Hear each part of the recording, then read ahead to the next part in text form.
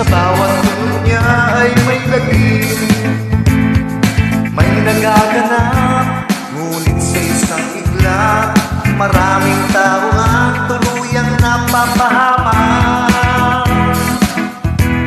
Di ko maintindihan sa dinami-dami ng simbahan, tao doon sila'y nagsisisita sa magandang ang usali, angal na mga ngaral, laging narinig, matagal na nilang alam. Ang iyong isipan ta'y nagtatanong, bakit Kristiyano'y nagkakaganon?